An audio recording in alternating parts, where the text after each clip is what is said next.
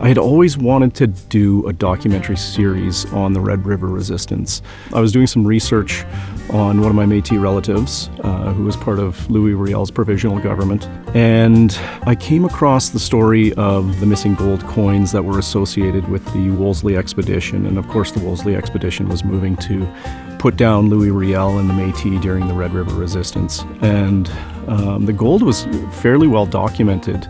So I thought this would be a really interesting way to tell the story of the Red River Resistance with that sort of gold hunting hook to it that might appeal to a broad audience.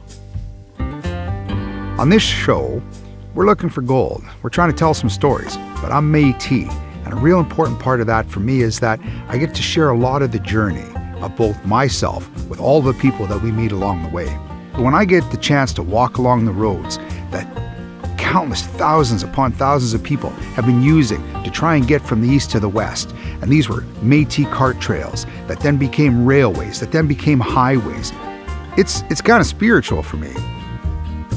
I'd heard about this part of the world growing up and the Red River and the Resistance, but I live in Treaty 6 and Treaty 7. That's where I grew up, in Alberta and Edmonton and Calgary.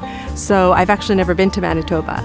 So first to come here and think this is really where it all happened, and especially to come to these places like where they were stepping on the chains, to get the story of the surveyors, see where they organized. It's like I'm in 3D before it was just in my imagination. So I think that feels really special.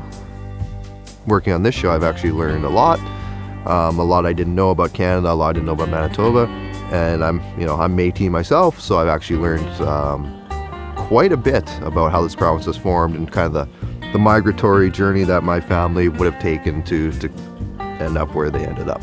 It's a little bit sad to kind of hear some of the stuff that the Métis would have gone through, but I think the Métis people are proved to be pretty damn resilient, and we're still here, and now we're making TV shows about that history. I definitely feel a deeper connection to the Métis people. I feel like I've got a better understanding of who the Métis are and how they've been treated. I think for a long time, as one of our guests on the show said, it was not very cool to be Métis, and now it is again. And I think that's wonderful that it is cool to be Métis. It's cool for kids to be learning about their heritage and their history, and that's important that they not only learn about it, but they feel good about who they are and where they've come from.